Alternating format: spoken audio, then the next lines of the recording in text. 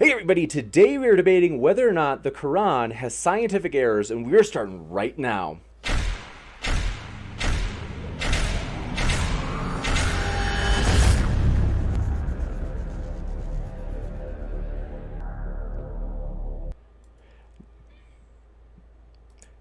Ladies and gentlemen, thrilled to have you here for another epic debate as we have Jonathan McLatchie with us tonight, as well as Nadir Ahmed, and it is going to be a terrific one, folks. We have guest mod Shannon Q with us. She has returned, and it's going to be a lot of fun, folks. Want to say, hey, if it's your first time here, consider hitting that subscribe button, as we are very excited for a lot of upcoming debates at this channel. So we do want to let you know both of the speakers have their links in the description that I'm putting in there right now, and you, as you're listening to this debate, consider it. If you're like, I like this, I'm liking what I'm hearing, go ahead into that description box and click on their link so that you can find more content from them. And want to let you know, it'll be a kind of back and forth, 3 minutes, 3 minutes, 3 minutes, you'll see. Shannon Q is going to be our time moderator. So she will basically be letting the speakers know when their 3 minutes is up. It'll basically start with Jonathan having 3 minutes to make a case where he'll argue a case that there is a scientific error in the Bible, followed by Nadir having 3 minutes to give a refutation. Cran. Huh? Cran. Cran. Deal. Yep. Fair enough. I mean, I can make a case for both, but that's okay. Whatever you like. Happy to. And following that, if you have any questions, fire them into the live chat. I will pull those questions out. We will ask as many as we can at the end, but just to respect the time of the debaters, because it's getting late, especially Shannon, I think you might be in the farthest time zone east right now. Yeah, I'm in Narnia. It's 10:30 here almost. So we'll get through as many as we can. So with that, very excited to have you. And Shannon, if you have that first timer set for 3 minutes, I will turn it over to you to hand it over to the debaters. I'm ready. I don't have much to say. Jonathan, I believe you're going first. Is that correct? That's right. All right. I'm going to start the timer now. Go right ahead. All right. Well, thanks so much, Shannon, for being our guest moderator. And thank you for James hosting this debate between myself and Nadir. Thanks, Nadir, for coming on. I'm really looking forward to an engaging, spirited discussion. Just let me talk first of all about why this topic's important. So the Quran in Surah 85:22 claims that the Quran is inscribed in tablets in paradise, and the Sunni interpretation of that is that the Quran is eternal, that the Quran, the word of Allah, is eternal in the past, never began to exist, and it's believed by Muslims that the Quran was delivered piecemeal to the Prophet Muhammad over a 23-year period between December 609 and 652 when Muhammad died. Muslims have a dictation view of Quranic inspiration, and they believe that the word of God is dictated to Muhammad by the angel Jibreel. Therefore, finding a single error, scientific error in the Quran, I think would be catastrophic to this Muslim claim. So let's look at I'm just going to take one example to begin with. I'm going to start by talking about what the Quran has to say about astronomy. And I'll start with this example from Surah 18. This is a story about Dhul Qarnayn, which I'm sure my opponent is very acquainted with. Surah 18, verse 83 to 86. They ask you about Dhul Qarnayn. Say, I shall now recite to you an account of him. Surely we gave him power on earth and gave him means to have everything he needs. So he followed a course until when he reached the point of sunset, he found it setting in a miry spring and found the people near it. We said, O Dhul Qarnayn, either punish them or adopt good behavior with them. Now, Muslims typically respond to this by arguing that this is using the language of appearance, that it just merely appeared that the sun set in a miry spring. However, this, I think, is problematic when you get to verse 89 to 90, where we read, thereafter, he followed a course until when he reached the point of sunrise, he found it rising over a people for whom we did not make any shelter against it. So in other words, there are people who are dwelling so close to where the sun rises that they're getting sunburned. And this seems to suggest that he actually literally thinks that the sun rises and sets in a physical place. And in fact, how did Muhammad understand this text? Well, fortunately, we don't have to speculate because we can read Sunan Abu Dawud, which is a Sahih hadith that says, Abu Dar said, I was sitting behind the Apostle of Allah who was riding a donkey while the sun was setting. He asked, do you know where this sets? I replied, Allah and his apostle know best. He said, it sets in a spring of warm water. And I'm going to close with that and hand over to my opponent to engage with that point. Very good. 10 seconds left. Good job. Go ahead, Nadir. Oh, we can't hear you. I won't start the clock until. Oh, there we go. Okay, I can hear you. Go ahead. Thank you so much, Jonathan, and thank you for accepting this challenge to see if there are any scientific errors in the Quran. And I've carefully looked at all these claims which are kind of floating out there on the internet that the Quran has scientific errors in it, and I have found all of them to be in error. Rather, what we find and what will be proved tonight is that the Quran is in complete harmony with science, and you will never find any explicit contradictions with science. You know, examples like of an explicit contradiction with science would be something like what we find in the Bible, that the mustard seed is the smallest seed that you plant in the ground. You could just Google that, Bible mustard seed smallest. You'll get what reference I'm talking about. This is an explicit scientific error, and you will never find anything like that. So let's now answer Jonathan's claim about the Quran and you know, the sun setting in a pool of murky water. I'm going to go and share my screen if I may. Here we go. And he's right. Muslims always explain that this is talking about appearance. And here's the reason why. Because that's what the Quran states. Of course, the English word set, you know, it gives us a very broad general meaning. There's many good English translations, but we really don't know what's meant there unless we go to the Arabic over here.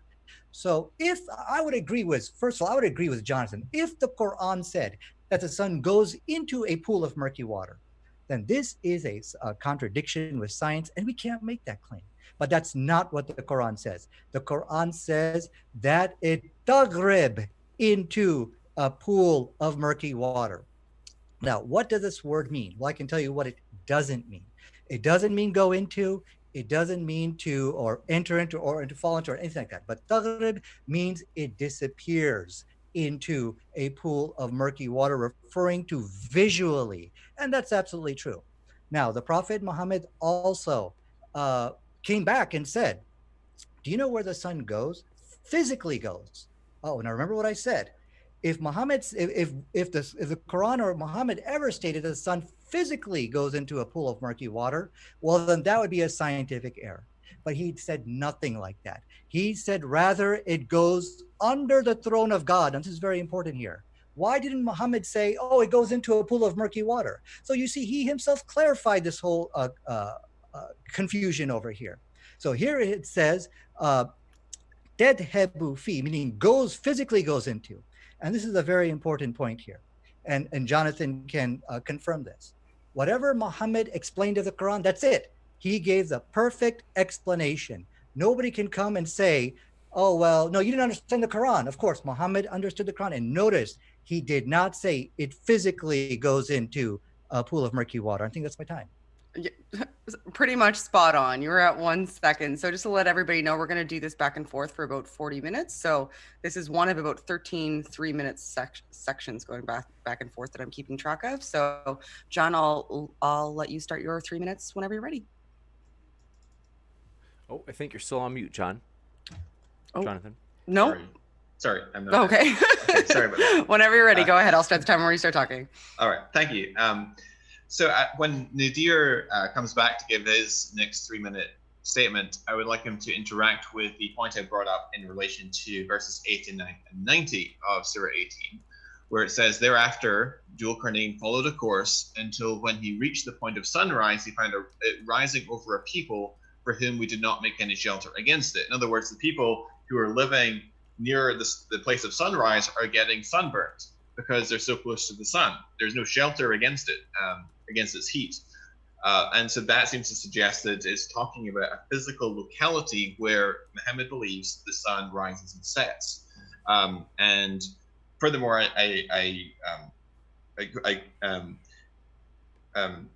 my opponent brought up, he actually showed on the screen a section from Sahih Bukhari where it says, narrated to Abu Dar, the Prophet asked me at sunset, do you know where the sun goes at the time of sunset? I replied, Allah and his apostle know better. He said it goes or travels till it prostrates itself underneath the throne. Notice that the sun's traveling, it's actually moving to be underneath the throne, and takes the permission to rise again. And it's permitted, and then time will come when it will be about to prostrate itself, but its prostration will not be accepted. And it will ask permission to go in its course, but it will not be permitted. But it will be ordered to return when it has come. And so it will rise in the west. And that is the interpretation of the statement of Allah, and the sun runs its fixed course for a term decreed. That is the decree of Allah, the exalted in might, the all-knowing. In fact, that's an allusion to Surah 36, verse 38 to 40, which you may as well quote just now, which says, the sun is quickly proceeding towards its destination. That is the designing of the Almighty, the all-knowing. And for the moon, we have appointed measured phases until it turned pale, curved, and fine like an old branch of date palm. Neither it is for the sun to overtake the moon, nor can the night outpace the day. Each one is floating in an orbit. And so the Quran here seems to be suggesting that actually the sun and the moon actually share the same orbit around the earth. And that's actually the explanation for the day and the night. That's why it says the sun cannot overtake the moon, nor can the night outpace the day. Each one is floating in an orbit. And so, again, we see this really profound scientific error that the Quran makes, and I'll yield the rest of my time. Okay, perfect. You were about 2 minutes 15, so go ahead, Nadir. Whenever you're ready, I'll start the time. Oh, well, if the Quran states that the sun and the moon share the same orbit, well, this would be a scientific error. You're right, Jonathan. Now, let me ask you a question, and you can just answer this, yes or no. Does the Quran explicitly say that the sun and the moon share an orbit? Is that a yes or no question? It's implied. Okay, so when you say implied, this means this is an interpretation. He keeps saying, well, it seems to suggest. So what he's actually doing is that he's putting his own, interpretation into the verse. The Quran says nothing like this. And I have no idea actually how you ever came to this conclusion. And this is a very important point. Remember, what you are going to find a winning argument in this debate, in that there are no explicit scientific errors in the Quran.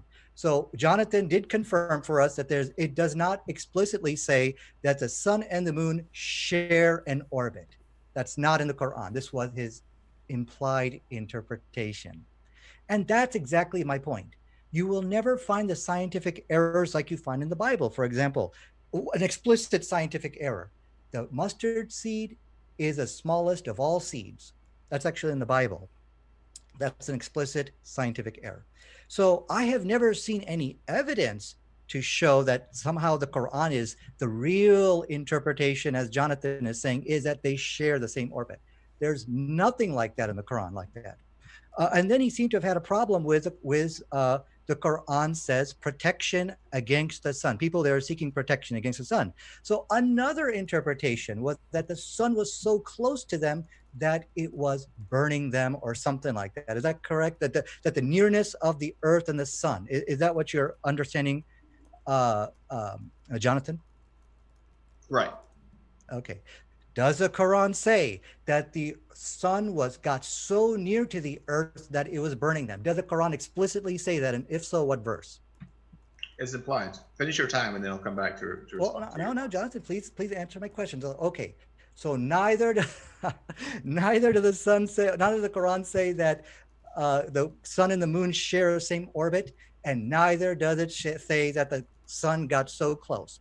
But it gets worse here. What does Jonathan have to say with all the scientists who say the exact same thing which we read in the Quran? Here are scientific references, which I've just posted on my screen. It says, I just Googled protection against the sun. And we see that skin cancer is the most common form of cancer. It is also easily preventable with proper protection against the sun. Now, this is what scientists are saying. So if scientists can say this, why can't the Quran say these things? So remember the winning argument here, and this is what I said I'm going to defend from the very beginning.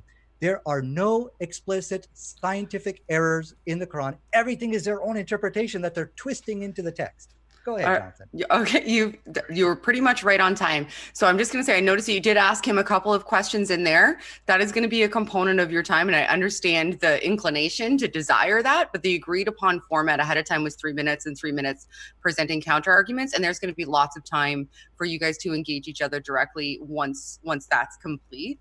And I just want to make sure that we adhere to that, because I agreed to moderate under those pretenses. So you finished your second round and you have about 11 more to go. So Jonathan, go ahead. It's your time. I'll start whenever you start talking.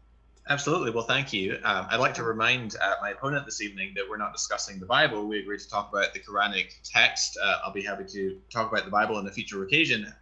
However, what I would say in regards to that is that even if we were to find a scientific error in the Bible, I don't think that would refute Christianity, because we are not committed to a dictation view of inspiration. In fact, that's not the biblical view of inspiration.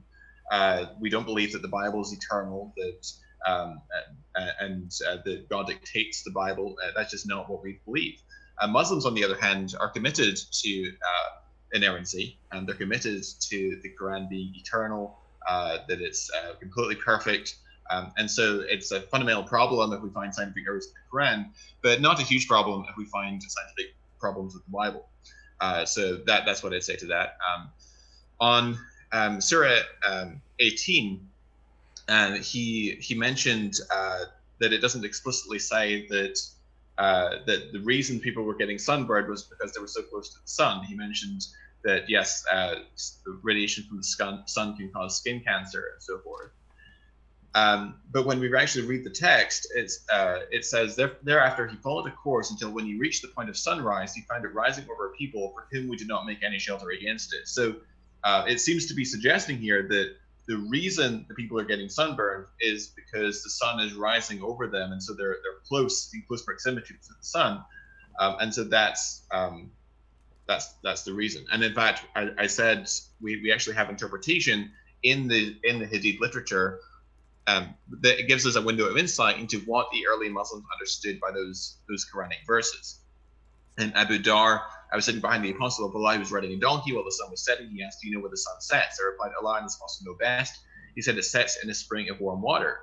And we also went through the other one about the sun prostrating itself underneath the throne and taking permission to rise again, and then and being permitted, and then a time will come when it will be about to prostrate itself, but the prostration will not be accepted. It will be asked permission to go in its course, but it will not be permitted, and so forth. And the Sahih Bukhari, which is a Sahih Hadith, an authentic Hadith according to Muslims, at least Sunni Muslims, says the sun runs its fixed course for a time decreed. That's the meaning of that verse from the Quran. And so it applies the interpretation. The Quran also claims that, actually, I'll finish there because I'm almost out of time. So I'll hand over to Nadir. All right. Thank you. Yes, you are right. You know, we shouldn't bring up the Bible in this because this is really not the topic. However, I would like to invite you, just as Muslims are, always willing, and actually we are leading the debate on, does the Quran contradict science? Because we know it doesn't, and we can, as you can see tonight, there are no explicit contradictions. Everything he's saying is, it seems to suggest, well, it's implied. Because it doesn't, and this is exactly what I was pointing out. There are no explicit contradictions in the Quran. These are all his own interpretations, and we'll deal with it. But Jonathan, I would like to invite you for a discussion, and it doesn't have to be, maybe at a later time. And I'll give you all my points and arguments on, does the Bible contradict science? In the same way we were debating the Quran, will you accept that challenge?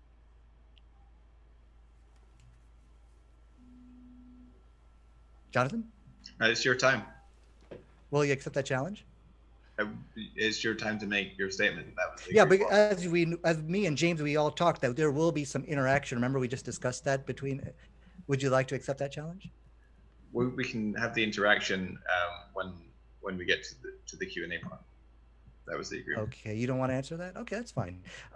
You also did not defend the argument. I said taghrib does not mean go into. It means disappears the way it appears. You did not have a refutation for that. Do you have one, or should we just move on to the next point? Are you going to make your statement as we agreed? You guys need to adhere to the agreed upon. Well, we did agree on that. He doesn't want to answer the questions. Well, it's not a question period at this moment, though, to be Sun fair. sets in a pool of murky water so long as it's specifically clear that it's taghrib in a pool of murky water. If it said that the sun goes into a pool of murky water, then this is a scientific error. That's why Prophet Muhammad came back in the authentic hadith. He said, do you know where the sun goes? Physically goes. And he explained it goes under the throne of God, where it prostrates itself. Meaning this is a metaphysical, not metaphorical, metaphysical explanation. And both the Bible and the Quran have metaphysical explanations in their books. So this, I hope Jonathan does not have a problem with that. So this is a very important point. And Jonathan, you understand Islam, you studied it well enough. When Muhammad sallallahu alaihi wasallam, the prophet of Islam, explains something, this is where the sun goes, then that's it. He doesn't hide any information. So actually, for somebody to come back and say, oh, but the sun goes into a pool of murky water, Muhammad, you didn't understand the Quran. This is a statement of kufr, and it is this is something which we as Muslims can never believe. So actually, to say that the sun goes into a pool of murky water is considered an act of heresy in our religion. So I would like for you to respond to the word taghrib and yadhabu fi, as we found, goes into, and to understand the difference between the two. Go ahead. All right. So I would like, when Nadir comes back to give his statement, him to respond to the hadiths that I quoted or alluded to, and actually he showed one of them on his screen, where actually the Sahih hadith actually give an interpretation from the early Muslim community as to what this text meant. And Muslims, or Sunni Muslims at least, recognize those as being authentic hadith traditions. And so I'd be interested in knowing what Nadir thinks of those verses, because these are explicit and affirming my interpretation of those verses, which I think makes the most sense of those passages. But let's, I think we can let the audience judge for themselves if they just read those passages for themselves. Let's take another example. Let's go to let's go to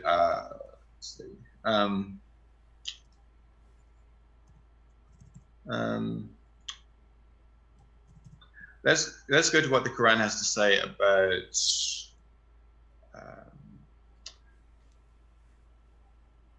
the flat Earth, for example. This is in this. So if we go to Surah 16 verse 15, for example, speaks about the purpose of mountains. Says he has cast into the earth firmly set mountains, lest it shift with you, and made rivers and roads that you may be guided. Surah 21 verse 31 says, we placed within the earth firmly set mountains, lest it should shift with them, and we made therein mountain passes as roads that they might be guided.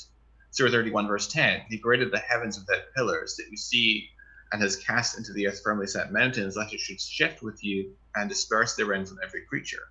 Surah 78 verse 6 and 7, have we not made the earth a resting place, and the mountains as stakes? So mountains are literally tent pegs to keep the earth from blowing away. Surah 50 verse 7, the earth we spread it out, and cast therein firmly set mountains, and made grow therein something of every beautiful kind. So the author of the Quran seems to have thought that mountains were like paperweights that were cast on the earth from above. In Surah 20 verse 53, it says, it is he who has made for you the earth as a bed spread out, and inserted therein for you roadways, and sent down from the sky rain, and produced thereby categories of various plants. In Surah 22 verse 65, do you not see that Allah has subjected to you whatever is on the earth, and the ships which run through the sea by his command, and he restrains the sky from falling upon the earth unless by his permission. Surah 43 verse 10, the one who has made for you the earth a bed, and made for you upon it roads that you might be guided, and so forth. Surah 88 verse 20, and at the earth how it is spread out, etc. And so we have numerous passages that seem to indicate that the earth is in fact flat, and I'll finish there. Right on. Well done. Go ahead, Nadir. Okay. Yeah. Thank you, Jonathan. So you have no defense for the word, as I explained to you what taghrib means, and you did quote the hadith of Abu Dhar, where Muhammad asked, "Do you know where the sun sets?" Taghrib. It sets in a pool of murky water. Yes, this is common sense. and I have pictures of it for you. It disappears in terms of visually. Now I will ask you, just ask me, just answer very quickly so I can move on to the next point. Do you have a response to the difference between where I made taghrib and physically goes into? Do you have anything to say on that? So I can move on to the next point. Well, we agreed on the format of 3 minutes, you, 3 minutes. So if you have no refutation. you want to change the format. Jonathan, you can hold your, how about if you pose a question, instead of posing it immediately, Jonathan can incorporate it into his next 3 minutes. And if he doesn't actually answer it to your satisfaction, then you can call him out on it then instead of in real time. I've stopped the clock so that you can see. Does that seem fair? Well, so that you can adhere to the format and still pose your questions? Well, actually, our agreed upon format was that we could talk to each other, because I want to confront him on some of the things he said, and he did agree. Yes, we could talk to each other in my. There will be a Q&A after the first 40 minutes. I'll tell you what. Yeah. So absolutely, there'll be back and forth. Okay, why don't you go and start my 3 minutes then? Okay. Yeah. So I've already stopped it. So go ahead. Okay. So here's my point. Why I'm pressing him. Jonathan is throwing out, okay, well, here's a scientific error, and then I provide a refutation that taghrib does not mean physically go into. He has no, he's not able to defend his scientific error claim. That's why I'm constantly pushing against him. Hey, you didn't respond to taghrib. So he's basically throwing out, okay, well, here's a scientific error, then I refute it. And then he has no counter response. He just moves on to the next point. Okay, so he did not answer taghrib. And so pretty much, I think, the problem here, in fact, I have another question. He said that the Quran said that the earth is flat. Is there any verse, Jonathan, which explicitly states that the shape of the earth is flat? Do you know of any verse like that? Do you want to answer, or you want me to just? Are you yielding your time, or? Well, I'm asking. Yeah, you could just answer yes or no. Do you know any verse of the Quran which explicitly states that the earth is flat? They're implied. Okay, it's implied, meaning it's another one of his interpretations. Okay, so here's my point. This is, I demand, and James and Shannon and all the atheists demand that it explicitly states these scientific errors. You know why? Because when we show that the Quran agrees with modern science, you know what the atheists are going to say 100% of the time? Show it to me explicitly where the Quran states a scientific accurate statement, which we've just recently discovered. They want it explicitly. Okay, sometimes we are able to produce it, sometimes we're not. Muslims have produced many videos apologizing why we were not, it's not exactly explicit, and we apologize for that. And you know who else demands explicit scientific errors? Our Christian friends. Oh, yes, they do. When we debate the scientific errors of the Bible, they want it explicit, and I understand that, I accept that. That's why I produced the Bible, the seed being the smallest seed you plant in the ground, scientific error. So the atheists demand it. I'm sorry, what's that? I was just going to say, you're just at your time. And I did stop it when we stopped. Go ahead. And well, I think we can all agree that atheists are the worst. Nobody likes those guys. Go ahead, John. Okay. So yeah, he's right. In Surah 1886, the sun sets or disappears into a pool of murky water, but I don't think that addresses the argumentation I raised in my first statement, namely that later, just a couple of verses later, you have Jul Karnain going so far the opposite direction that he finds a physical locality where the sun rises, and even finds there's the people living nearby who are not sheltered from its heat because they're so close to the sun. And then in addition to that, supply to these sources which affirm the interpretation that I offered. Let's take, he wants explicit examples, so let's take an explicit example. I reject that it needs to say in explicit terms the earth is flat in order to qualify as a statement to that effect. It's similar to the Muslim argument. Where did Jesus ever say, "I am God, worship me," in those exact words? If he didn't say it in those exact words, therefore he can't have claimed deity, divine status. It's just completely a false argument. Let's take the example of embryology. So Surah 23, verses 12 to 14. We created man from an extract of clay, that we made him as a drop in a place of settlement firmly fixed. Then we made the drop into an alaka, which means leech or suspended thing, blood clot. Then we made the alaka into a mukka, which means a bit of chewed substance, probably. Now, what was interesting is that we read the rest of the verse, and it says, "We made from the mudga bones, and we covered the bones with flesh.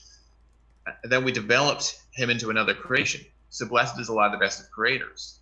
And so it seems here to suggest that Allah first fashions the skeleton, the bones, and then subsequently clothes the bones with flesh. Whereas we know that in fact they happen simultaneously in embryology, and so the Quran is in error on that point. And in fact, the Quran plagiarizes actually, and what the Quran states about embryology. The same information on embryology that's found in the Quran can actually be found in the works of famous ancient scientists such as Hippocrates, Aristotle, and Galen. And most of the descriptions given by those scientists were shown to be incorrect by modern science. And thus, not only did Muhammad plagiarize the work of others, but he also copied inaccurate scientific information. And so I'd be very interested to hear my opponent's interaction with that point.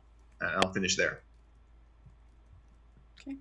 Okay, so you shot out at least 7, 8 different verses. I still haven't answered earth as a bed, the mountain tents pegs so the earth doesn't fly away. You're giving me a lot here to answer, so please just let's try to do one at a time. So let me go ahead and ask this question. You said that the Quran, you said it implies mountains are tent pegs so the earth doesn't blow away. Does the Quran explicitly state that, John? It's implied. I mean, I can go on, but it's your time, interpretation again. Okay, gotcha. All right, so the Quran doesn't say that. All right, well, and then you said, well, I don't have to, provide explicit verses, which means he doesn't have it tonight. But yes, I believe you should do, because this is hypocrisy. Because as I stated, when we debate, the Quran agrees with modern science and proves that the Quran is a miracle because it has scientifically correct statements in it, which people have just discovered recently. Every atheist, everybody critic comes out of the woodworks and say, show it to me word for word, and I don't have a problem with that. They're right. But when it comes to scientific errors in the Quran, well, I don't have to show you anything explicit. This is hypocrisy. And this is where Christians, I'm sure, if they are fair-minded, they're going to agree with me. Because when it comes to the Bible debate, in fact, I just had one on Bible scientific errors, and it's very interesting. Many Christians say, Nadir, it's got to be word for word, not your interpretation. And I'm totally with them. I say yes. And so I tell people, listen, when it comes to the Bible, there's very few scientific errors because a lot of it is based upon interpretation. We should give the Bible the benefit of the doubt. I hope Jonathan will do the same with the Quran. So now he's jumped to embryology. Oh, I'm sorry. I will get there, but I still have not addressed the issue about the earth as a bed. The verse which you quoted about the earth being a bed, if you read the context of the verse, it says the earth is created as a bed for you so you could travel in the earth and go through its spacious ways. This is clearly not talking about the shape of the earth. When it's telling you this is how God has made the world so of an expanse for you to travel. Okay, so you've taken the verse out of context, and we can go back and revisit that verse. But I think what's happening here tonight is I provide him a refutation, and then he just moves on to the next point. Because he's not able to refute Taghrib, he's not able to refute anything which I'm actually presenting to him. And he's pretty much conceded tonight that he doesn't have any explicit contradictions with science in the Quran. But he tried to produce one from embryology. He threw all this plagiarism stuff. Okay, I'm playing catch up. Let me deal with embryology. Well, first of all, the Quran does not say that bones are formed between the flesh. This is one of his interpretations again, but it does not say anything like that. And the science doesn't state that bones and flesh are formed simultaneously. So he's not only misrepresenting science now, but he's also misrepresenting the Quran. There are two misrepresentations spinning around, to try to produce some type of scientific error. And then he made I'm so sorry, but you've exceeded. I let you go a little bit over. Oh, okay. Sorry. So it's going to be John's turn. That resolves round 6. So you guys essentially have 2 more rounds of back and forth like this at 3 minutes each, and then we'll open up dialogue. And I know Nadir's excited. He's ready for it. Also, atheists, am I right? Oh my God. Go ahead, Jonathan. Okay, so on Surah 23, I want to know how he interprets that verse. I'm especially interested in his interaction with the fact that the Quran engages in explicit plagiarism from Galen and other ancient scientists. So Galen describes the stages of development. He writes that the first is that in which the form of the semen prevails. At this time, Hippocrates II, the All Marvelous, still calls it semen. The next stage, he tells us, is when it has been filled with blood, and heart, brain, and liver are still unarticulated and unshaped. This is the period that Hippocrates calls fetus. And this is, I think, reflected in Surah 22, verse 5, where we read that then out of a morsel of flesh, partly formed and partly unformed. And Galen also tells us, and now the third period of gestation has come. Thus, it caused flesh to grow on and around all the bones. And he tells us that the fourth and final stage, the fourth and final period, is at the stage when all the parts in the limbs have been differentiated. And so that is very similar to what we read in the Quranic text. And so that seems to me to be a glaring plagiarism in the Quran. And in fact, the Arabic word fa, which is translated and in Surah 23, verse 14, yes, so it can be taken to refer to one thing happening sequence one after the other, or it could, in principle, be taken to indicate simultaneous formation. The problem with doing that is that in the previous part of the verse, it's translated then. Otherwise, you end up with other problems. We created man from the extract of clay, then, same word, we made him as a drop in the place of settlement firmly fixed, then we made the drop into an alaka, then we made the alaka into a mukka, and then if you want to, you have to continue translating the word the same way throughout your interpretation. And so then the most natural way of continuing to read that verse would be, and we made from the mukka bones, and we covered the bones with flesh, then we developed him into another creation, so blessed is Allah, the best of creators. So the bones and flesh form simultaneously, they don't form one after the other. I'm also the verses I gave on the mountains seem to indicate that mountains are like paperweights, that they're thrown onto the earth to keep the earth from moving, that they're cast onto the earth literally, whereas actually mountains are pushed up by plate tectonics. They actually come from within the earth, they're not placed onto the earth from above, which seems to be what the Quran implies. I'm also curious to understand how my opponent interprets the various verses that indicate that stars are missiles that Allah hurls at demons to strain their ears in the direction of the heavenly councils. I'm so sorry. I let you exceed by the exact same amount that I let him exceed last time, just to be fair.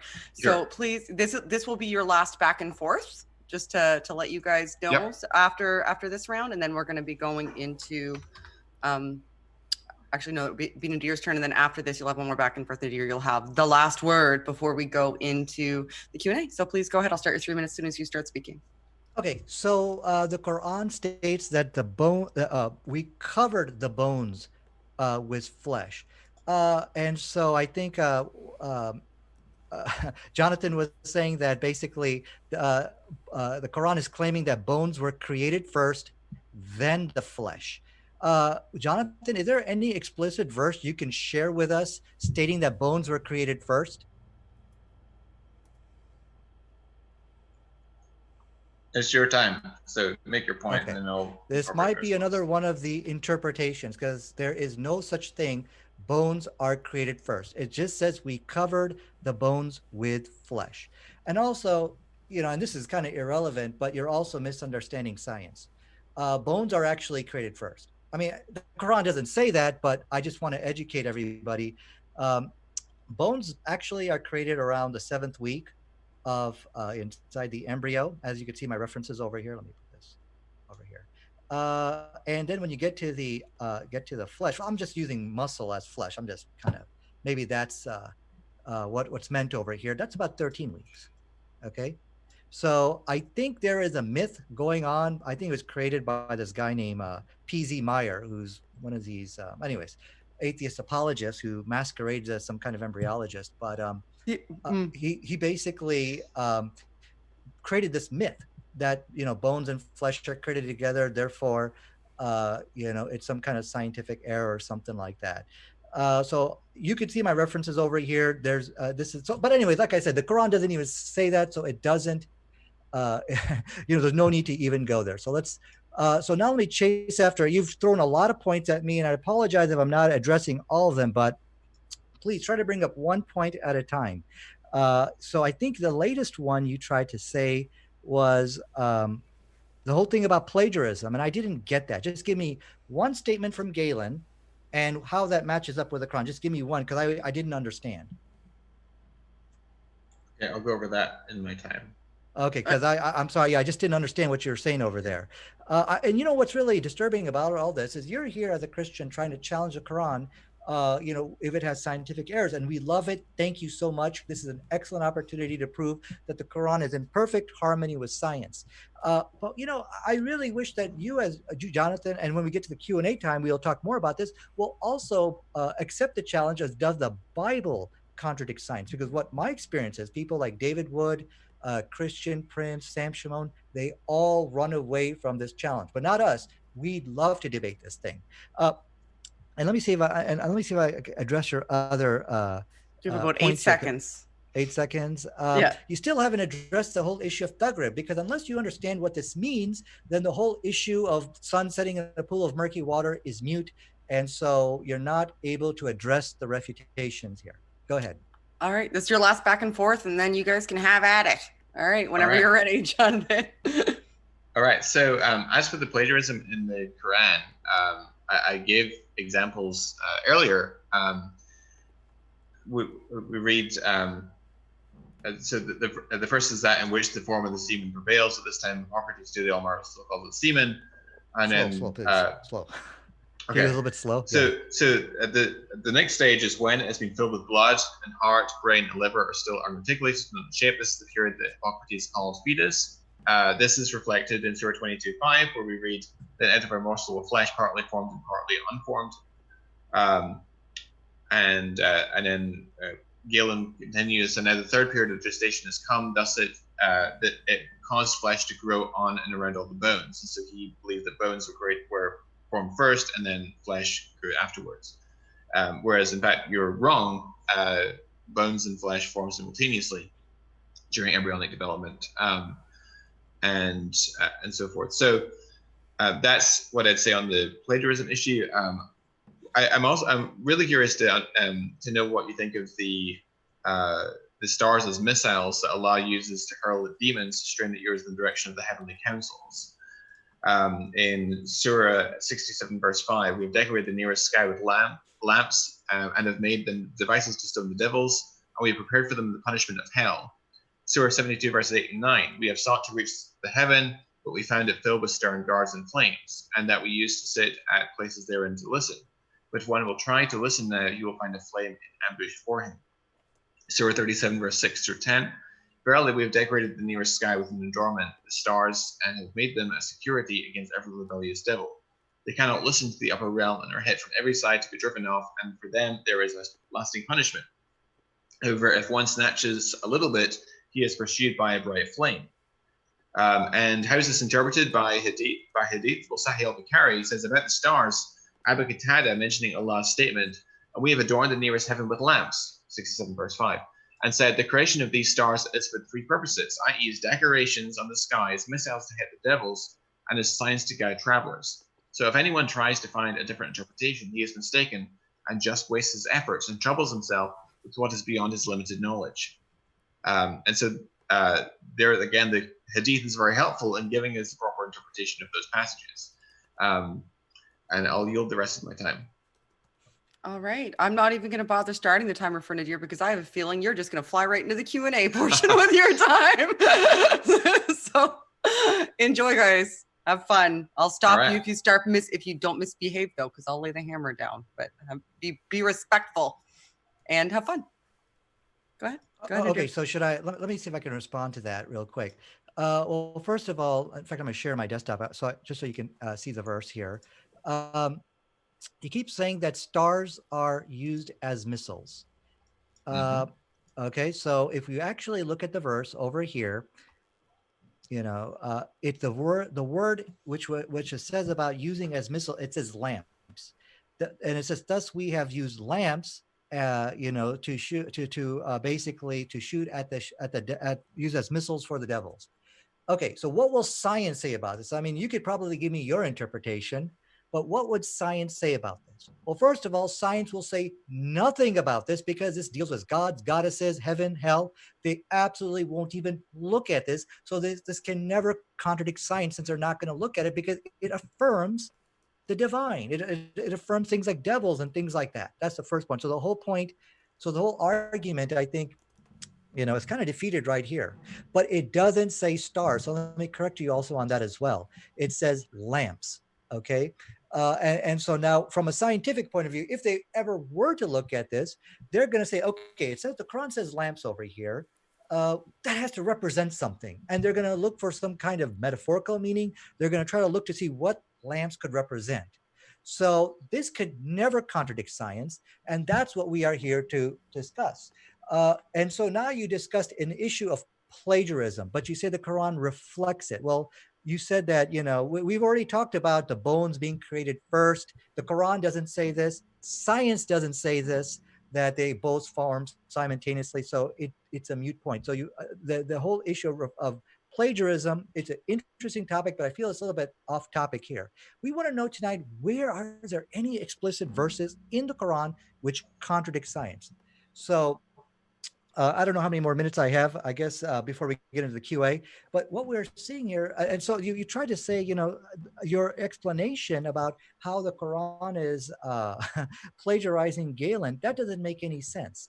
Okay, nothing in the Quran, there's no sentence in the Quran which can be taken ad verbatim, explicitly, is taken from Galen or anybody else. And that's why Jonathan said it's reflected. It's reflected like that. So if Muhammad was, or even the concept is not there. Okay, but anyways, so I wasn't able to really grasp where this plagiarism was, but it's really off topic. So I think we're seeing a winning argument emerge.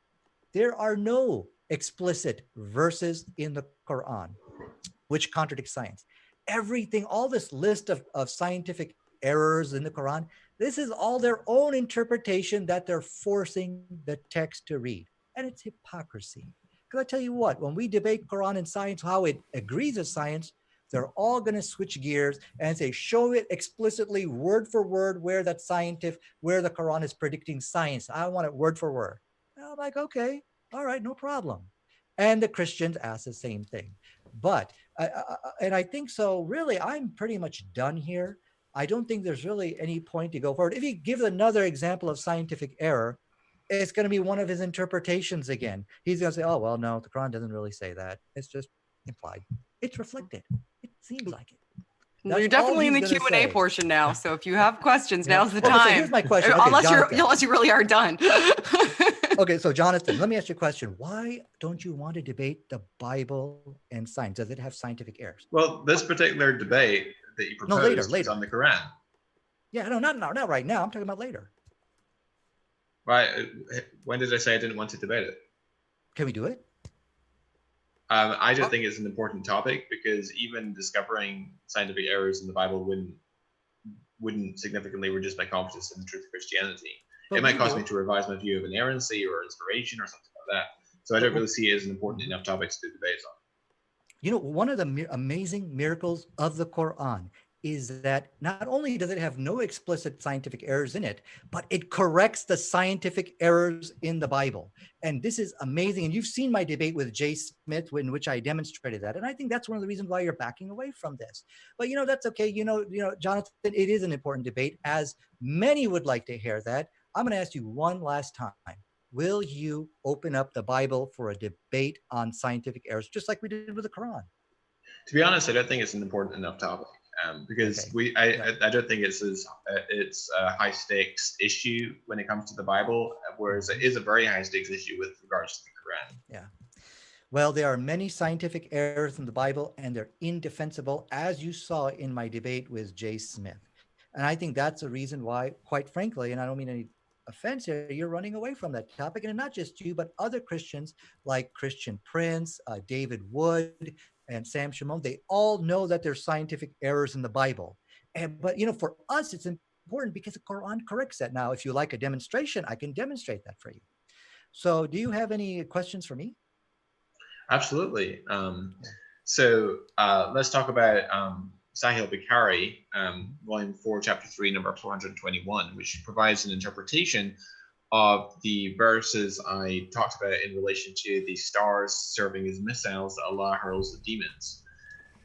Let me read it again. About the stars, Abu Qatada mentioning Allah's statement, and we have adorned the nearest heaven with lamps, and said the creation of these stars is for three purposes, i.e. as decorations of the sky, as missiles to hit the devils, and as signs to guide travelers.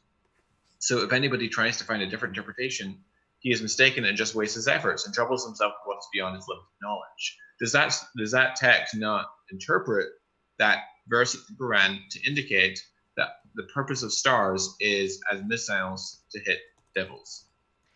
Okay, so one question I have for you. Well, first of all, what I see happening here is you've jumped out of the Quran and now you're trying to make your case for in the Hadith. You think maybe you can score some points over there as far as trying to find some scientific error. But as I showed you in the Quran, it clearly says lamps. It does not say stars, and I showed that to you. Do you have any rebuttal to that? Then I'll address the rest of your point. So what are those lamps if they're not stars? See, now it goes into a metaphorical interpretation. And the whole issue, I think, is mute. Why are we even talking about it? Because this can never contradict science. Science won't even deal with it because they're going to say, we don't accept devils. We don't accept angels. We don't accept heaven or hell. It's like me going into a classroom and saying, hey, you know where heaven's located? Yeah, okay. Look, the Quran got it wrong because heaven, it says, is over here, but that's not true. It's a silly argument. Do you accept the Sahih Hadith? Oh, absolutely, yeah. You do. So you accept Sahih Bukhari's interpretation of that verse? It's one of the many interpretations we could give. But see, the thing is, when we talk about Sahih Bukhari, is it quoting Prophet Muhammad sallallahu alaihi wasallam, or is it just some people are coming with metaphorical interpretations? Because now we are forced with a metaphorical interpretation of the word because of the verse, because the verse itself doesn't say stars, it says lamps. Some people are taking it as a metaphorical interpretation, and that's totally fine. But remember, this is not a statement coming from Muhammad, but some of the tabi'een, people like that, are saying, and I'm okay with it because it doesn't contradict science in any way. Nonetheless, it does give a window of insight into the interpretation of those texts by the early Muslim community. Sure, yeah. And it's the most natural way of reading it. Okay, but we are here, and that's fine. We are here to see, are there any explicit word-for-word contradictions in the Quran, just like we find in the Bible? For example, the Bible says, and the mustard seed is the smallest of all seeds. That's an explicit scientific error. The smallest seed that they're familiar with and they use. That's not what the Bible says. It's what is the most well, let's not discuss Bible. Yeah. You already said you don't want to debate it. That's okay. Yeah. That's fine. But my point here is we have come to find, are there scientific errors in the Quran explicitly? And you were not able to produce any tonight. You kept saying, well, it's implied. It suggests. It seems like it.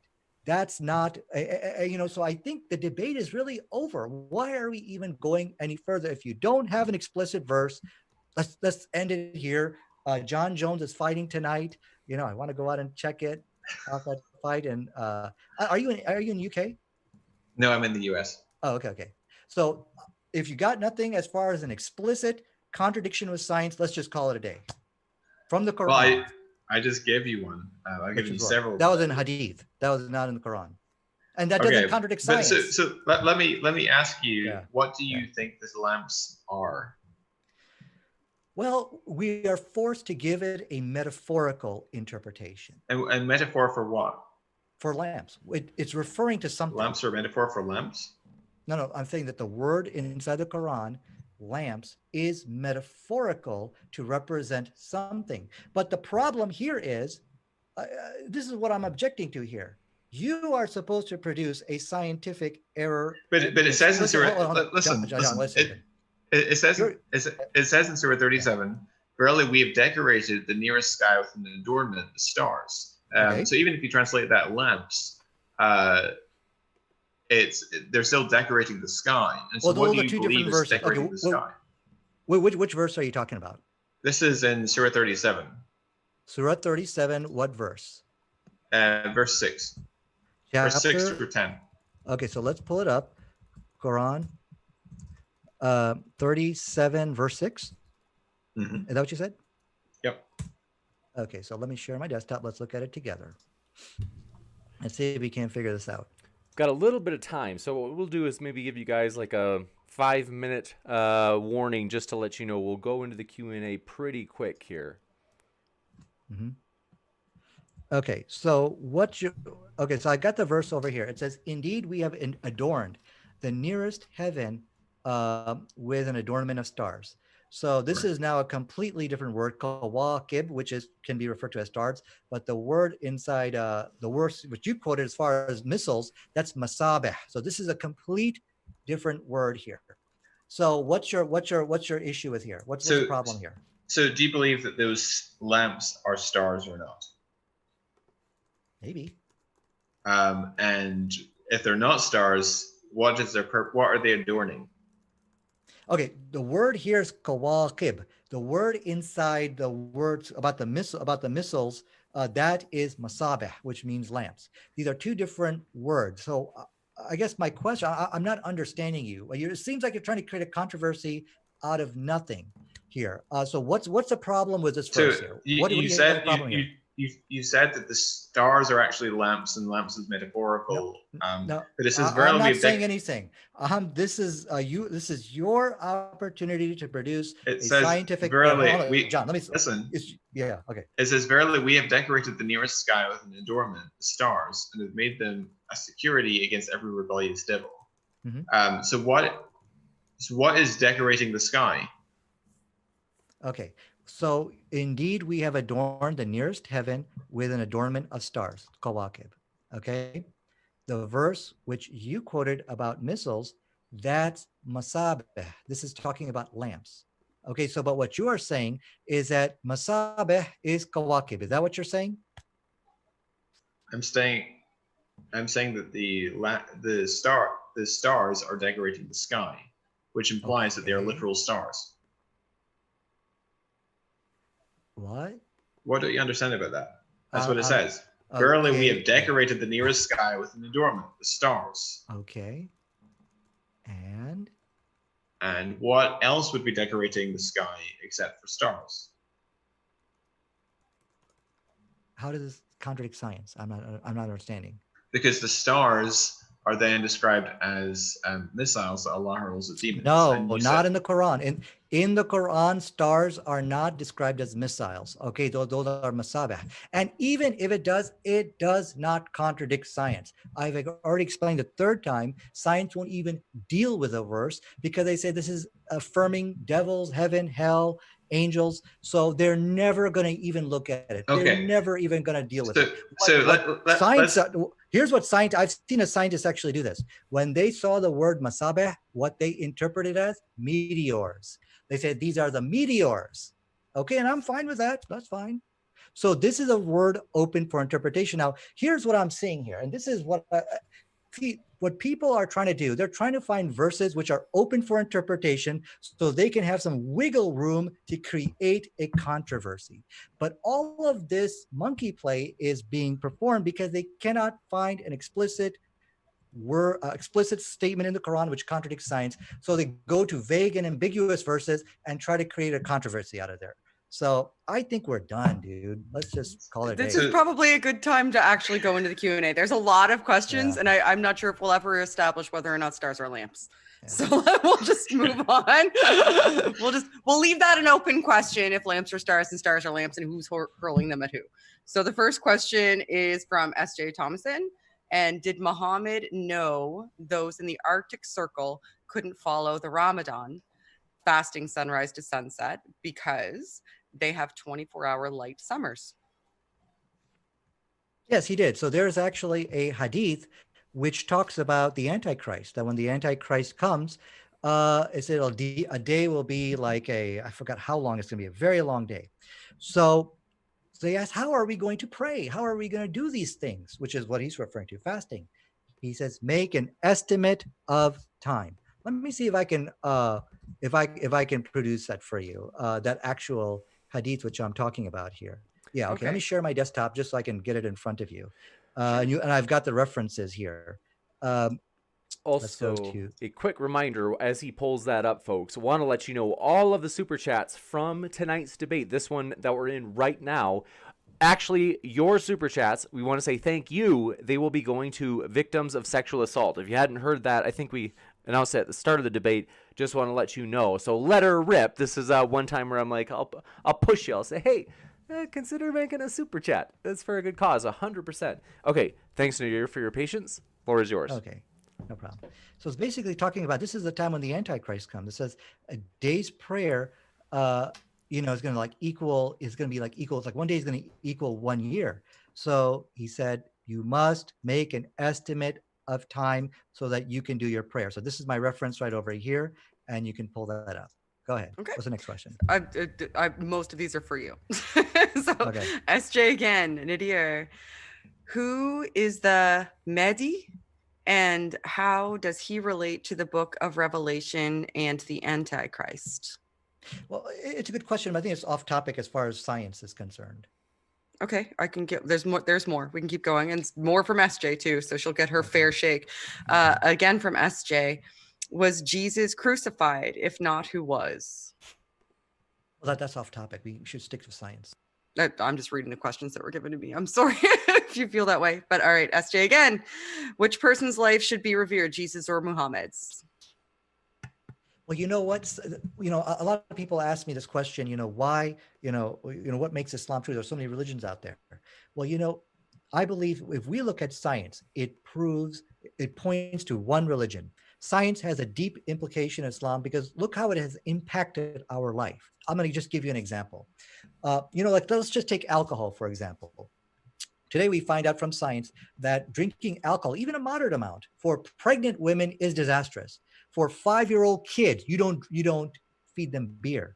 But this was all discovered in 1971. But until then, if you look throughout history, humanity suffered from fetal alcohol syndrome. They used to give their children beer to drink. 5-year-old kids to drink beer. This is in the medieval times. We've seen this. But the Quran says inside chapter 5, verse 90, forbids alcohol. And by doing so, but not only that, but the Quran has something which no religion has. It has implementation, meaning it has intellectually convinced people not to drink alcohol and not to fight against it and try to, fight against prohibition and things like that. So here's my question, which I have for everybody. How many children did the Quran save from brain damage, neurological disorders by preventing the people to drink alcohol? So that's a question I actually have for Jonathan. Can you answer that? Just give me a rough amount. How many children do you think have been saved?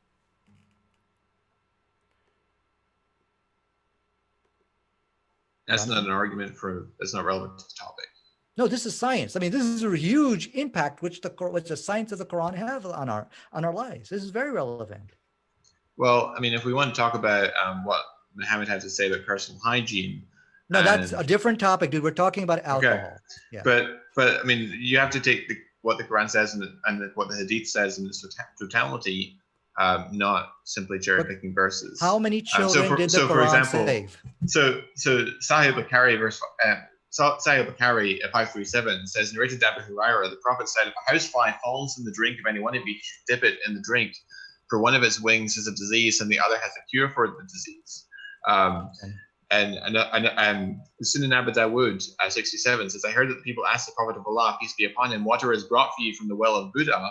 It is a well in which dead dogs, menstrual cloths, and excrement of We're people done are with the thrown. debate, John. The Jonathan, messenger of we're done with the Allah debate. replied, verily, water is pure and is not defiled by anything. So Muhammad encouraged people to drink water that had it's all been misunderstanding on polluted your by part. dead dogs, menstrual cloths, and excrement. So is this a track you really want to go down? Yeah, okay, do you want me to answer that for you? Yeah. Oh gosh. Okay, let me answer that for you. Okay, well, first of all, this is a question, I've asked, Jonathan, he didn't want to answer. Actually, I had an atheist friend. I asked him the same question. He actually did a calculation as far as today is concerned. How many kids have been saved by from fetal alcohol syndrome, and 5-year-old kids drinking beer, because they used to do that in the Christian medieval Europe. He basically came up as far as in 1 year in today's time, right around 46,000. It's a rough estimate. Again, this is not, don't pin me down to that. But if we look through history, we can see that millions of children have been saved from FAS and giving beer to little kids, which was a common practice back then. Now, Okay. Jonathan just ran away from the question. Now, let me answer the question about the well of Burda or something like that, which you were referring to. Which I believe you are mentioning. Okay, which really, this is unfair, Jonathan. Okay, because I just asked you a question and you shotgunned me. Well, look over here in the Quran and hygiene. This is unfair, but I'll go ahead and address that.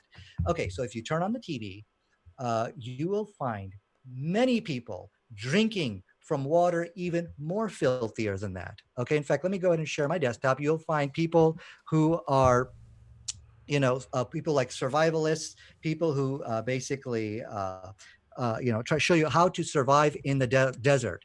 And so the truth of the matter is, the water which you just described here is actually the drinking water for millions of people in the world today. Okay, and that's very sad. But even in today, you will see people drinking out of water like that, because if this is your only source of water, you have no choice but to drink from that water. Okay, so that's the first point. I'm just addressing the science over here. Okay, so let me go ahead and show you people drinking from this putrid water. There you go. Oh God, oh no, that's not good. Why are they doing No, it's that? Why not good. that? No. Okay. Is the So argument that here's- it's good? Like I don't. Why? Okay, let me, guys, that's let me so explain. bad. Okay, let me explain. So there's many layers of foolishness going on over here. When Muhammad made that claim, he was not telling you which sources of water are safe to drink. The Arabs already have this knowledge, okay? That's the first point. They're just coming to see if this water is sanctified from a religious perspective. So when we approach this hadith, we have to have some common sense. Now look at the water, look at the word which he says pure. Okay, so it says over, I want to get the actual hadith in front of you. And says over here, let me see, this is a reference I'm quoting for you. Yeah. So here is the same word which is actually used over here. So when he said, no, this water is pure, it's not talking about in terms of bacteria, whether this is a drinking source. That's a very foolish assumption. Arabs in the desert back then, they're not coming to him to ask this question, but rather they're coming to him to basically ask, is this religiously sanctified? Because the same word over here. For what usage? For wudu. This is something called I'm sorry, wudu, this is not my role. This is just fascinating to me because Okay, that's not my role. I'm sorry. You have way more questions. So I'll let you guys get past this. Okay. Yeah. Well, let me just read this hadith. Okay, it says, one of the wives of the Prophet took a bath from a large bowl. The Prophet wanted to perform ablutions, which is wudu, and take from the water left over. She said to him, verily, I was sexually defiled. But the Prophet said, water is not defiled here. So here, he's not talking about whether it's clean, drinkable, or something like that. But this was for ablution, to perform a religious ritual. So, so this is the same word which is used in the hadith. So the context, number one, the context was not for drinking. That's not. It is talking about what is religious, whether this water is sanctified or not. So I have a question on that. So yes. I have a question on that. So Sin ibn Majah 520 says, and I quote, it was narrated that Jabir bin Abdullah said, we came to a pond in which there was the carcass of a donkey, so we refrained from using the water until the messenger of Allah came to us and said, water is not made impure by anything. Then we drank from it and gave it to our animals to drink, and we carried some with us. Yep. So does that not say they drank from it explicitly? I mean, you want explicit statements. Yeah. It says we drank from it. Okay, so my question to you is, why would you assume that the Arabs didn't know how to drink from different water sources until they met Muhammad? That's my question for you. I mean, you have to have common sense when you approach this hadith. When Muhammad said this, look, the word which you will actually in that hadith, where he said the water is pure, it's this word right here. Okay, yajnab. Okay, see that? Here he uses the same word to explain that this is for ablution over here. So when we look at the context in which Muhammad was referring to, he was talking about, is this sanctified? Whether water and actually this type of drinking water, which you see today, it is the only drinking source. It is what you are going to find for thousands of miles. You will come across this. And they had their own filtration techniques. They had their own way to drink from different water sources, just like people are doing today. You see, it's horrible that this is the only drinking source for millions of people, even today. So just think, if Muhammad said, oh, no, that's dirty water, don't drink from that, you would get millions of people dying. Okay. So, but anyways, like I said, we have to have some common sense, but the context, but once again, this is not the Quran. I want everybody to understand this is, we're going into the hadith, because the Quran debate is won. We have no explicit scientific errors in the Quran. And so now we're jumping into the hadith, and we're fine. I'm fine with that. Okay. And so we're also not going to find any scientific errors in the hadith as well. But anyways, like I said, let me stop my screen. We have more questions. We went down the water purification rabbit trail for a while. Yeah. That's my fault, because I was like, where is this going? I want to see what happens. All right. So the next question is from Jay Shai Nadir. Surah 6, 115 and 1827 state that no one can change the words of Allah. Surah 568 says to uphold and obey the Torah and the Gospels. How can they be wrong then? How can the Gospels be wrong, I'm assuming, is what that means. Yeah, this is kind of off topic, but when it talks about nobody can change the word. Yeah, but when it talks about nobody can change the words of God, this is talking about the decree of God. And when it talks about, I forgot the other verse, but I tell you what, let's stick with science here. Okay, so caustic soda. Oh, hi, caustic soda. I'm probably pronouncing that wrong, and if I am, I'm sorry. Is this healthy? When a fly alights in anyone's vessel, he should plunge it all in, for in one of its wings there is a disease, and in the other there is a cure. We've covered that. So that was addressed. Everyday skeptic. Could Nadir define explicit such that John would know what wouldn't be mere interpretation? Well, see, the thing is, because there are no explicit scientific errors in the Quran, everything Jonathan brought up was vastly open for interpretation. The thing about the well of Buddha, that was actually in the hadith. We're not even in the Quran. So what we have basically proved tonight, 100% case, that the Quran is in complete harmony with science. In fact, I'll even extend, we could debate this again. There's so many lists of what people can try to find as far as scientific errors. If you want, we can do this debate again. I'm very much open for it. You know, unfortunately, you know, some people are afraid to debate their scriptures, but we are not like that, because we know our Quran is 100% agreement with science. But not only that, look at the good it has produced humanity. It has saved millions of people from fetal alcohol syndrome. And it has saved, and we know, I have this joke when they say, well, why is Islam the true religion? I say, listen, in our religion, in the Islamic world, you'll never see 5-year-old kids drinking beer. I have a question. So you keep bringing up this point about how many people have been saved from fetal alcohol syndrome because of Muhammad outlawing alcohol. Okay, great. How many millions and millions of children do you think have been denied the right and privilege of adoption because of Muhammad's lust problem? Muhammad went to the door of his adopted son Zayd and he opened the door about Zainab, his wife, and Muhammad desired to have sex with her, so he has a revelation lo and This is all behold. off topic. This is all off topic. Yeah, Please. no, I'll relate it to the Accept topic. defeat with grace. This So is you- my so- advice for you. Be So, graceful. so Okay. Muhammad. I'm not gonna go there. I'm not gonna go there with you because took if the all wife you of have his is own this, son, I'm done. adopted I'm done, son. guys. We do want to Thank go. And then he I'm gets done. another We do revelation wanna go to the outlawing next- adoption. We do want to go to the Okay. next question just to Okay. be Yeah, sure. listen, We do. if We we are want to gonna keep start- it moving yeah. along, and I can tell that this Yeah. is going to start to derail it. And both of you have Yeah. gone on things that aren't science. Yeah. To be fair, that's You should happened in both instances Yeah. because the fetal alcohol syndrome thing is essentially an inference as well. There's no really Well, that was a direct All right, hold question. on I a mean, second. by so banning let's just go. alcohol, We'll go into the. Yeah. We'll go into the. Both of you have gone Yeah. off, and I don't to prevent it from us. But we'll just Yeah. get to. There's two more questions here, and then I think that Okay. Jim will get to super chats. So Jay Shai again. The Bible has ancient cosmology in it.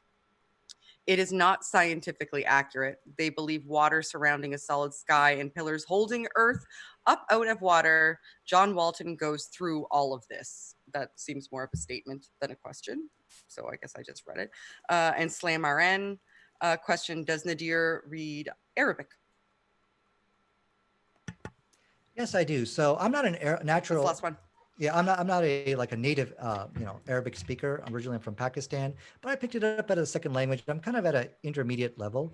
Anybody who does know Arabic, for example, like this guy named Christian Prince who ran away from me in this debate challenge, but anyone, I don't care.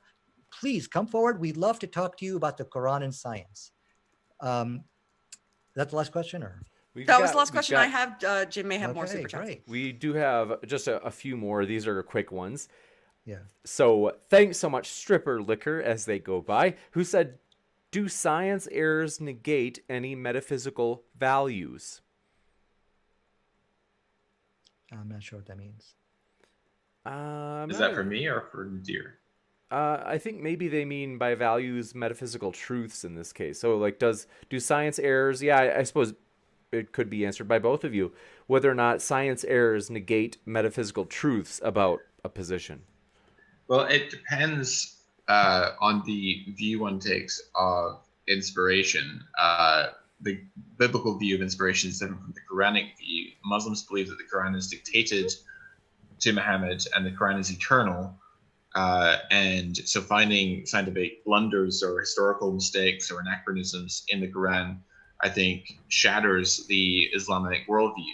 Whereas finding plausible cases of mistakes or errors in the Bible does not necessarily refute Christianity. It might just cause us to revise our view of inerrancy. So I don't think that the core propositional tenets of the Christian faith are challenged by finding peripheral matters of error in the Bible. Gotcha. And if you'd like to respond, Nadir, of course, you can respond as well. Well, if there are scientific errors in either the Bible or the Quran, then this cannot be the word of God. Okay. And especially if you look and this is a debate which actually, John is refusing to have. The scientific, it's not just a matter of the Bible contradicts science. It's a matter that the scientific errors in the Bible have hurt many people because people actually follow them.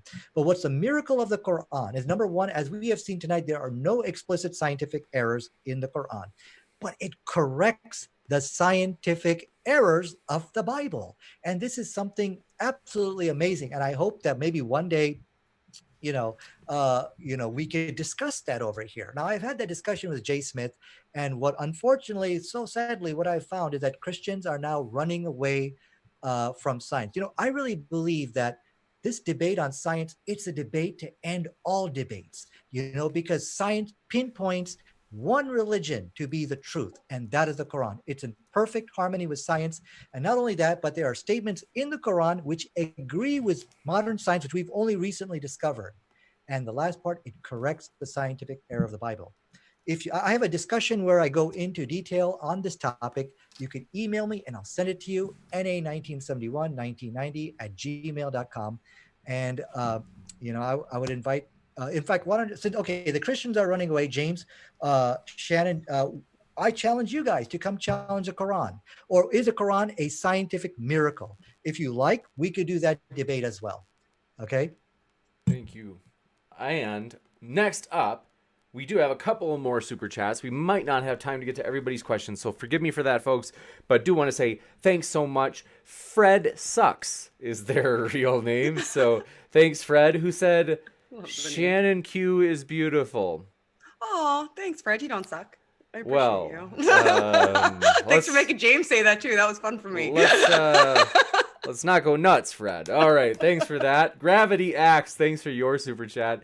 They said, Nadir, should I drink water from the Ganges River? Okay, so if you drink from the Ganges, it's obviously polluted water. When you have regular, safe bottled water, tap water, why would you do that? That wasn't the case, 1,400 years ago. All what you see in Saudi Arabia with the big towers and buildings and beautiful cities, this is all artificial, okay? You can travel for thousands of miles, hundreds of miles, and you will find no water source but what I just showed you. Oh, you're going to be drinking from that water. But like I said, just as we see today, the Arabs had their drinking filtration techniques. So the answer is you're going to drink from that water or else you're going to die. And so will I, and so will everybody else. But of course, you just don't drink directly out of there. But like I said, if you looked at the hadith, which I was actually quoting, that was referring to when Muhammad said this water is pure, it is referring to ablution, meaning a ritual washing, not for consumption. But consumption-wise, yes, it's okay. You have to drink from that. There are no alternatives. Gotcha. Thank you very much. And that was the last of the questions, folks. Thanks so much. We are not going to get to every one, but I want to say thanks so much for our speakers for being here tonight. It's been a true pleasure. We really appreciate you spending your time here with us. It's been a wild one, and so thanks just for participating here tonight. Thank you. Absolutely. And they are linked down in the description, just so you know. If you're listening, you're like, I want to hear more. Well, there's your chance, just right down there in that little description box. Also, I happen to link Shannon Q because she did a great job tonight. We appreciate her help. She really saved me as I was like scrambling after the last debate. So, very fun, folks. Really appreciate all of you. You guys always make this a blast. This has been super fun. And then we'll send the receipt, the donation receipt, to both of the speakers. That's what we usually do. I'll send it to Shannon too, and that's just for like kind of like transparency and accountability. But if you're here even for the first time and you're like, can I see that receipt too? Because I mean, if you say you're gonna send it to charity, I want to like it's fair that we validate it or be able to check. Totally, like no joke. If it's your first time here, shoot me an email at moderndaydebate@gmail.com. We'll show you the receipt as well because we do want to be transparent about that. So thanks, folks, and partnering with us, whether you be Christian, atheist, Muslim, no matter who you are, where you're from. Thanks for partnering with us for that mission and raising money for that good cause tonight, and just for being here at the channel. We hope you feel welcome, no matter what view you come from. So thanks so much. And one last thanks from our co-mod Shannon for being here and helping tonight, or I should say, really taking, basically moderating, and I was the helper. So thanks so much. Yeah, thanks for helping me, James. I appreciate you being here. It's been terrific. So take care, folks. Keep sifting out the reasonable from the unreasonable.